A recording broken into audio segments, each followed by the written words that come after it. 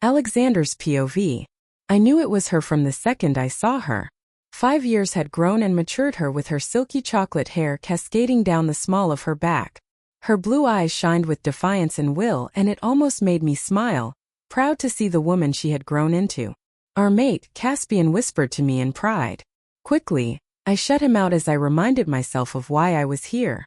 I hid around a corner after my glimpse of her. My mother had instructed me to wait until after Alyssa's shift to make my appearance. It didn't matter what her wolf was like. Whether it was small and weak or strong and powerful, I was here to reject my mate, not accept her. Alex, my dear boy, Fry is who I have chosen for you. My mother, the Luna Queen Lena, reminded me before I set off for the ceremony. This marriage will give you the support of both the Firebone Pack as Vivian's daughter and the Iceheart Pack as the future Alpha's sister. You need every advantage if you want your father to pass the throne to you instead of Kai. She said my half-brother's name with such disdain it reminded me that she hated him so deeply.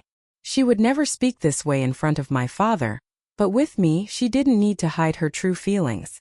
My mother had always pushed me to be better than him. Though I was the true-blooded heir, I was still only the second prince. My father favored Kai, but even the Alpha King could not put a bastard on the throne without the support of the other 4 packs. With this alliance it would split the kingdom down the middle. In our kingdom, the imperial city was surrounded by 4 major packs. The Alpha family of these packs had power in their blood, unique to their pack. The Iceheart Pack had the ability to manipulate ice and snow. The Firebone Pack had the ability to manipulate fire. The Star Forest Pack had the ability to talk to plants and animals.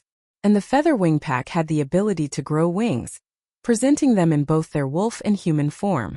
What made the royal family special, though, was our ability to manipulate the spirits of other wolves and for our own wolves to take a form outside of our body. We were 2 souls and 2 bodies. The 4 backs surrounding us used to have equal power, but as the Featherwing Pack began to lose the power in their wings, they were gradually dismissed by the other packs. I was shocked at the sight of those beautiful wings on Alyssa's wolf, but I had to suppress her, had to hurt her to get her under control. Caspian, my wolf, roared at me to stop hurting her, banging against my mental shield to keep him at bay. He had begged me so many times to visit her in the Red Maple camp that I almost caved. Be quiet, I commanded him. Alex, you're going to regret this, he roared again, still fighting me. Alyssa's wolf groaned in pain, but she was still standing. I was impressed and hated myself for putting her through this pain. She was unwilling to give up and unrelenting. That feeling of pride flowed through me again. But enough was enough. I couldn't allow this to continue, and with another press of my magic against her spirit, her wolf slumped to the ground and Alyssa shifted. You bastard! Caspian growled, but I ignored him, looking at my beautiful mate, her eyes filling with tears and naked with only her wings to cover her. I felt a protective growl rumble in my throat as I saw the way some of the others looked at her, and saw the marks and scars on her body. She was supposed to be mine to protect, so I took off my cloak and threw it to her. She quickly covered herself, trembling. The crowd quickly dispersed, even as Freya tried to cling to my arm desperately. I didn't. She whimpered, but I couldn't let her finish her sentence out of fear that I would want to comfort her. Alex, what are you doing? Caspian asked, feeling my intentions. You hate me. Tell her it's not true, Alex. Tell her. I did not come for you, was my response to her, and it was getting harder and harder to keep Caspian at bay. So hard that I could barely hear my own thoughts. I only want you. Caspian did everything he could to stop me from doing what I was going to do next. I, Alexander Lupus, the second prince of the Lunar Kingdom, reject you, Alyssa Snow, as my mate.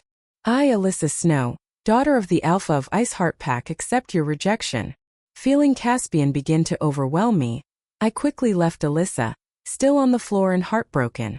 Caspian finally broke free of me, my golden wolf glaring at me with hatred and pain. I hadn't just denied myself a mate, I had denied him as well.